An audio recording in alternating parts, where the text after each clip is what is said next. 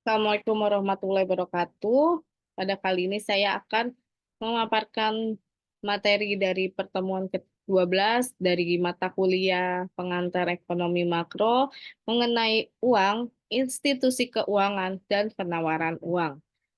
Oke, sebelumnya perkenalkan nama saya Lita Kartika dengan NIM 289 2250103 dari Prodi Manajemen dan di semester 3. Tentunya dengan dosen pengampu yaitu Bapak Hendra Permadi STMM. Materi uang, institusi keuangan, dan penawaran uang. Pada pertemuan ini kita akan membahas 3 aspek yang erat hubungannya dengan tujuan untuk menerangkan peranan uang dalam mempengaruhi kegiatan perekonomian. Aspek pertama yang akan dibahas adalah memberikan gambaran mengenai fungsi uang dalam melancarkan jalannya kegiatan perekonomian. Uraian ini seterusnya akan diikuti oleh analisis mengenai kegiatan bank umum dan peranan bank untuk dalam menciptakan uang. Aspek terakhir dari uraian dalam bab ini akan menerangkan fungsi-fungsi utama bank sentral dalam mengawasi sektor keuangan dan dalam menjalani kebijakan moneter. Selanjutnya ada definisi dan ciri-ciri uang. Berdasarkan kepada ciri-ciri kegiatan perdagangan yang dijalankan dalam berbagai masyarakat atau di masa lalu dan pada masa kini, perekonomian dapat dibedakan kepada perekonomian barter dan perekonomian uang. Yang diartikan dengan perekonomian barter adalah suatu sistem kegiatan ekonomi masyarakat di mana kegiatan produksi dan perdagangan masih sangat sederhana. Kegiatan tukar-menukar masih terbatas dan jual beli dilakukan secara pertukaran barang dengan barang atau barter. Yang diartikan dengan perekonomian adalah perekonomian yang sudah menggunakan uang sebagai alat pertukaran dalam kegiatan perdagangan. Semua negara di dunia ini sudah dapat digolongkan sebagai perekonomian uang. Kebanyakan perdagangan dilakukan dengan menggunakan uang. Semakin modern sesuatu negara, semakin penting peranan uang dalam menggalakkan kegiatan perdagangan. Beberapa kelemahan perdagangan barter. Semenjak berabad-abad yang lalu, masyarakat telah menyadari bahwa uang sangat penting peranannya dalam melancarkan kegiatan perdagangan. Tanpa uang, kegiatan perdagangan menjadi sangat terbatas dan pengkhususan tidak dapat berkembang. Uraian di bawah ini akan menerangkan bentuk-bentuk masalah yang dihadapi dalam perdagangan secara barter. Yang pertama, perekonomian barter memerlukan kehendak ganda yang selaras. Yang dimaksudkan dengan kehendak ganda yang selaras atau double coincidence of wants adalah tiap pihak yang ingin melakukan pertukaran memiliki barang yang diingini pihak lain dan mencari barang yang dimiliki pihak lain. Yang kedua, penentuan harga sukar dilakukan. Dalam kegiatan pertukaran dengan menggunakan uang berbagai barang dengan dapat mudah ditentukan nilainya dengan menyatakannya dalam bentuk jumlah uang yang dibutuhkan untuk memperolehnya. Perekonomian barter membatasi pilihan pembeli. Apabila pertukaran dilakukan secara barter, seorang pembeli akan terikat kepada syarat yang ditentukan pihak lain yang mengingini barang yang dimilikinya. 3. Menyulitkan pembayaran tertunda. Dalam perekonomian, uang penjualan secara kredit, yaitu penjualan dengan pembayaran di masa kemudian, dapat dengan mudah dilakukan. Perjanjian dapat dengan mudah dibuat, yaitu nilai kredit dapat dinyatakan dalam mata uang yang digunakan. Dalam sistem barter, penjualan secara kredit akan dibayar dalam bentuk barang juga dan ini menyukarkan perdagangan karena satu timbul masalah untuk menentukan jenis barang yang akan digunakan untuk pembayaran dan yang kedua harus dibuat perjanjian mengenai mutu barang yang akan digunakan sebagai pembayaran. Selanjutnya, sukar menyimpan pembayaran. Dalam perekonomian modern, kekayaan disimpan dalam bentuk uang atau harta-harta yang bersifat uang, seperti saham, tabungan di bank, dan sebagainya. Dalam perekonomian barter, menyimpan kekayaan sukar dilakukan. Kekayaan harus disimpan dalam bentuk barang seperti rumah, ternak peliharaan, emas, dan perhiasan lain atau tanah. Kekayaan-kekayaan ini memerlukan tempat dan biaya untuk menyimpannya. Masih di definisi dan ciri-ciri uang, dari kesulitan-kesulitan yang akan timbul sebagai akibat dari ketiadaan uang seperti yang baru diterangkan di atas, dapatlah diambil kesimpulan bahwa uang diciptakan dalam perekonomian dengan tujuan untuk melancarkan kegiatan tukar-menukar dan perdagangan. Maka uang selalu didefinisikan sebagai benda-benda yang disetujui oleh masyarakat sebagai alat perantaraan untuk mengadakan tukar-menukar atau perdagangan. Yang dimaksudkan dengan kata disetujui dalam definisi ini adalah terdapat kata sepakat di antara anggota-anggota masyarakat untuk menggunakan satu atau beberapa benda sebagai alat perantaraan dalam kegiatan tukar-menukar. Agar masyarakat menyetujui penggunaan sesuatu benda sebagai uang, haruslah benda itu memenuhi syarat-syarat berikut. Pertama, nilainya tidak mengalami perubahan dari waktu ke waktu. Yang kedua, mudah dibawa-bawa. Yang ketiga, mudah disimpan tanpa mengurangi nilainya. Yang keempat, tahan lama. Yang kelima, jumlahnya terbatas atau tidak berlebih-lebihan. Yang keenam, bendanya mempunyai mutu yang sama. Beberapa fungsi uang. Berdasarkan kepada kesulitan-kesulitan yang dinyatakan dalam bagian yang lalu, yang akan timbul dalam perekonomian yang tidak menggunakan uang sebagai alat perantaraan dalam perdagangan, dalam ilmu ekonomi yang peranan atau fungsi uang dalam melancarkan kegiatan perdagangan dibedakan menjadi 4 jenis, yaitu untuk melancarkan kegiatan tukar-menukar, untuk menjadi satuan nilai, untuk ukuran bayaran yang ditunda, sebagai alat menyimpan nilai.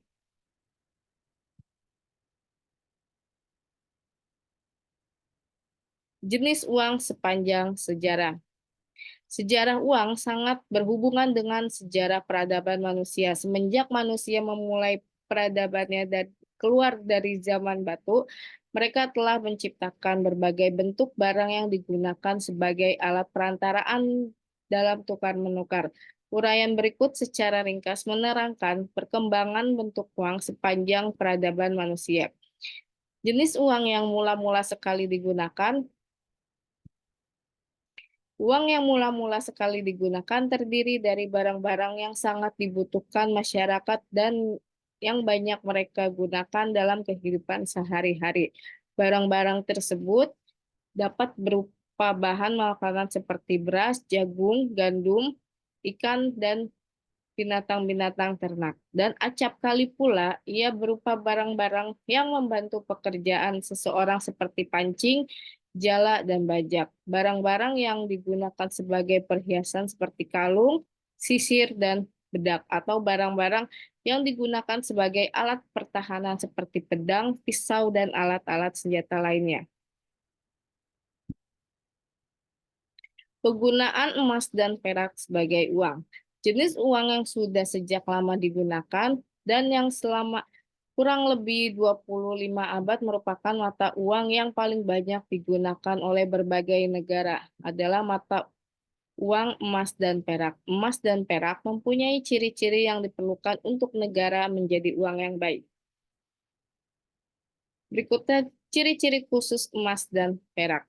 Sifat-sifat yang menyebabkan kedua-dua jenis logam tersebut sangat sesuai untuk digunakan sebagai uang adalah yang pertama, banyak orang menyukai benda tersebut karena dapat digunakan sebagai perhiasan. Dan kedua, emas maupun perak mempunyai mutu yang sama. Ketiga, kedua-duanya tidak mudah rusak, tetapi dapat dengan mudah dibagi-bagi apabila diperlukan. Keempat, jumlahnya sangat terbatas dan untuk memperolehnya perlu biaya dan usaha. Kelima, kedua barang itu sangat stabil nilainya karena mereka tidak merubah mutunya dalam jangka panjang dan tidak mengalami kerusakan.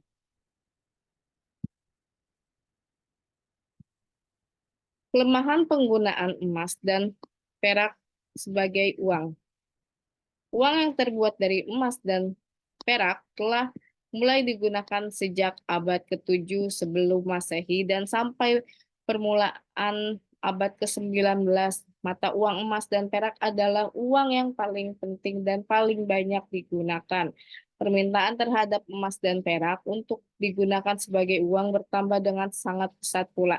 Maka kesulitan-kesulitan mulai timbul dalam menggunakan kedua logam tersebut sebagai uang. Sebab-sebab utama dari kesulitan tersebut diterangkan dalam uraian berikut.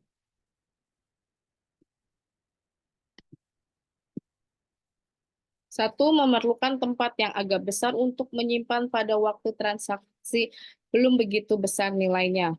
Masalah menyimpan uang belum timbul karena belum banyak ruangan yang diperlukan. Yang kedua, merupakan benda yang berat kalau nilai transaksi adalah kecil. Maka jumlah mata uang emas dan perak yang digunakan dalam transaksi tersebut tidak terlalu banyak. Yang ketiga, sukar untuk ditambah jumlahnya. Dalam 2 abad belakangan ini, perdagangan berkembang dengan pesat sekali. Sedangkan pertambahan emas dan perak tidaklah secepat seperti perkembangan nilai perdagangan. Perkembangan penggunaan uang kertas dan uang bank. Pada ketika ini, emas dan perak tidak lagi digunakan sebagai uang. Di semua negara, uang terutama dibuat dari kertas atau berbentuk tabungan di bank yang dapat dikeluarkan dengan menggunakan cek. Uang yang dibuat dari logam atau bukan emas dan perak merupakan bagian yang sangat kecil dalam keseluruhan jumlah uang dalam perekonomian. Sebab perkembangan uang kertas. Penggunaan uang kertas sebagai alat perantara dalam perdagangan menjadi sangat bertambah pesat. Perkembangannya setelah bank-bank umum mengeluarkan uang kertas tanpa terlebih dahulu, mereka menerima emas dari para nasabahnya. Selanjutnya perkembangan uang giral atau uang bank. Sekarang ini bank umum tidak diberi kekuasaan lagi oleh pemerintah untuk mengeluarkan uang kertas. Walaupun bank-bank umum sudah tidak mempunyai kekuasaan lagi untuk mengeluarkan uang kertas, ini bukanlah berarti bahwa kekuasaannya untuk menciptakan uang sudah lenyap. Yang benar adalah sebaliknya. Sekarang ini kekuasaan bank-bank umum untuk menciptakan uang telah menjadi sangat bertambah besar. Kekuasaan itu harus dikendalikan dengan sungguh-sungguh agar tidak menimbulkan akibat-akibat buruk kepada perekonomian. Di negara-negara yang sudah maju sistem keuangannya, bank-bank umum merupakan pencipta uang yang terutama. Uang yang diciptakan oleh bank-bank umum dinamakan uang giral. Ia selalu disebut juga sebagai uang bank atau rekening koran.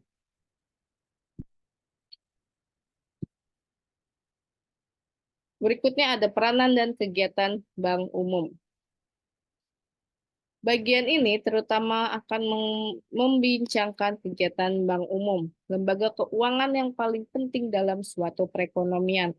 Sebelum membahas mengenai kegiatan-kegiatan utama dari bank umum, khususnya kegiatan bank umum dalam menciptakan uang giral, terlebih dahulu diuraikan mengenai lembaga keuangan pada umumnya dan keistimewaan bank umum jika dibandingkan dengan berbagai jenis lembaga keuangan lainnya.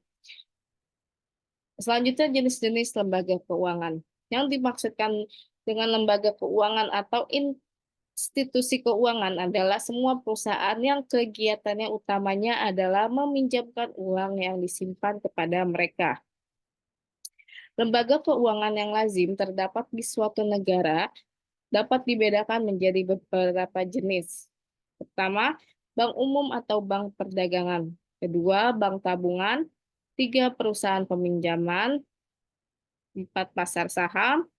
Kelima, perusahaan asuransi. Selanjutnya, beberapa keistimewaan dari bank umum. Telah dikatakan bahwa bank umum merupakan lembaga keuangan yang paling penting dan paling berpengaruh dalam kegiatan ekonomi. Ini disebabkan karena bank umum mempunyai beberapa keistimewaan yang tidak dimiliki oleh lembaga-lembaga keuangan lainnya. Keistimewaan yang pertama yaitu tabungan dapat diambil dengan cek. Keistimewaan kedua dapat mencipta daya beli. Keistimewaan ketiga memberi pinjaman jangka pendek. Dan berikutnya proses penciptaan uang giral. Seperti telah dinyatakan, salah satu tujuan utama bab ini adalah untuk menerangkan tentang bagaimana sistem perbankan, yaitu keseluruhan bank umum yang ada dalam perekonomian, mewujudkan tabungan giral. Hal itu akan diuraikan dalam bagian ini. Akan diterangkan juga faktor-faktor yang membatasi jumlah uang giral yang diciptakan oleh sistem bank. Penciptaan tabungan giral atau rekening koran. Tabungan giral atau rekening koran yang diciptakan oleh bank umum dapat dibedakan menjadi dua jenis, yaitu tabungan giral utama dan tabungan giral derivatif. Bank umum akan menciptakan tabungan giral utama apabila ia mendapat uang dari langganannya dalam bentuk uang tunai atau cek yang ditarik dari bank lain. Setelah menerima uang tunai atau cek tersebut, bank umum akan menambah nilai tabungan giral dari pihak yang memasukkan uang tunai atau cek tersebut. Proses penciptaan uang yang berlaku. Untuk menerangkan proses penciptaan uang di bagian ini akan diuraikan A. Pemisahan digunakan dan B. Proses penciptaan yang berlaku. Pemisalan atau asumsi yang digunakan. Dalam menguraikan proses penciptaan uang oleh bank-bank umum yang perlu dibuat beberapa pemisalan. Dalam uraian ini pemisalan yang dibuat adalah sebagai berikut. 1. Rasio cadangan yang ditetapkan adalah 20%. Kedua, semua kelebihan cadangan akan dipinjamkan oleh setiap bank umum kepada langganannya. Ketiga, transaksi-transaksi selalu dibayar dengan menggunakan cek. 4, transaksi-transaksi selalu dibayar dengan menggunakan cek. Berikutnya, proses penciptaan uang giral di dalam kenyataan. Dalam kenyataan yang sebenarnya, proses penciptaan uang tidaklah sebesar seperti yang baru saja diterangkan. Proses penciptaan uang yang telah digambarkan hanya akan terjadi apabila pemisalan yang dikemukakan pada permulaan uraian di atas berlaku seperti yang dinyatakan dalam pemisalan. Kalau tidak demikian, gambaran mengenai proses penciptaan uang akan mempunyai bentuk yang berbeda. Dan yang lebih penting lagi, di dalam kenyataan, proses penciptaan uang tidak akan sejauh atau seluas seperti yang digambarkan. Di bawah ini diuraikan 3 faktor penting yang membatasi penciptaan uang. Pertama, kebocoran uang tunai. Kedua, bank ingin mempunyai cadangan yang lebih banyak. Ketiga, kekurangan peminjam.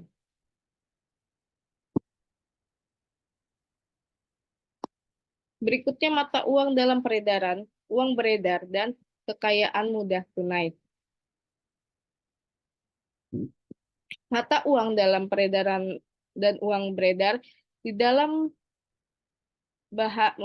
membahas mengenai uang yang terdapat dalam perekonomian adalah penting untuk membedakan di antara mata uang dalam peredaran dan uang beredar. Mata uang dalam peredaran adalah seluruh jumlah mata uang yang telah dikeluarkan dan diedarkan oleh bank sentral. Mata uang tersebut terdiri dari dua jenis, yaitu uang logam dan uang kertas. Dengan demikian, mata uang dalam peredaran adalah sama dengan uang kartal, sedangkan uang beredar adalah semua jenis uang yang berada dalam perekonomian, yaitu adalah jumlah dari mata uang dalam peredaran ditambah dengan uang giral di dalam bank-bank umum.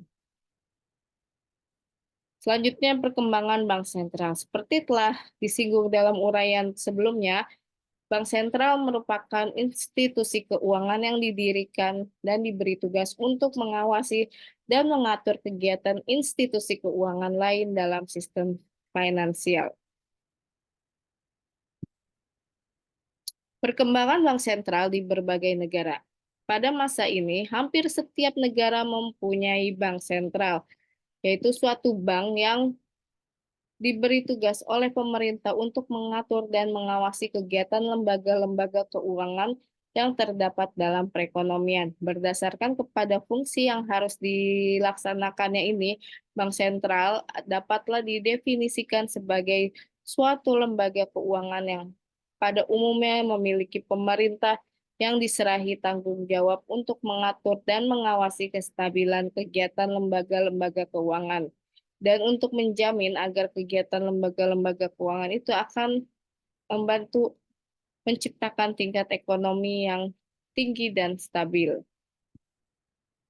Perbedaan kegiatan bank sentral dan bank umum. Kalau dibandingkan kegiatan yang dijalankan oleh bank sentral dan bank umum, maka akan dapat dilihat bahwa di antara kedua-duanya terdapat perbedaan. Perbedaan-perbedaan itu diterangkan dalam uraian berikut. Satu, dalam perekonomian hanya terdapat satu bank sentral. Dua, bank umum kebanyakan dimiliki oleh pihak swasta. Tiga, tujuan kegiatan bank sentral dan bank umum berbeda. Empat, bank sentral diberi kekuasaan untuk mencetak uang kertas dan logam. Berikutnya, fungsi utama bank sentral. Kalau diperhatikan peranan dan kegiatan yang dijalankan oleh bank sentral di berbagai negara, maka akan dapat dilihat bahwa pada umumnya bank sentral ditugaskan oleh pemerintah untuk menjalankan 5 kegiatan berikut. Satu, bertindak sebagai bank kepada pemerintah. Dua, bertindak sebagai bank kepada bank-bank umum. Ketiga, mengawasi kegiatan bank umum dan lembaga-lembaga keuangan lainnya. Empat, mengawasi keseimbangan kegiatan perdagangan luar negeri. Lima, mencetak uang logam dan uang kertas yang diperlukan untuk melancarkan kegiatan produksi dan perdagangan. Berikutnya kesimpulan. Salah satu ciri penting suatu perekonomian modern adalah dalam kegiatan ekonomi berlaku spesialisasi dan pertukaran. Pertukaran yang efisien disebabkan oleh penggunaan uang sebagai perantara dalam tukar-menukar. Oleh sebab itu, define uang selalu dihubungkan dengan fungsi uang sebagai perantara dalam tukar-menukar. Uang sebagai perantara dalam kegiatan perdagangan perlu diterima masyarakat. Oleh karena itu, benda yang digunakan sebagai uang perlu mempunyai sifat khusus. Ciri-ciri yang perlu dimiliki oleh uang adalah nilainya tetap, mudah dibawa, barangnya tahan lama, jumlahnya terbatas, dan kualitasnya harus seragam.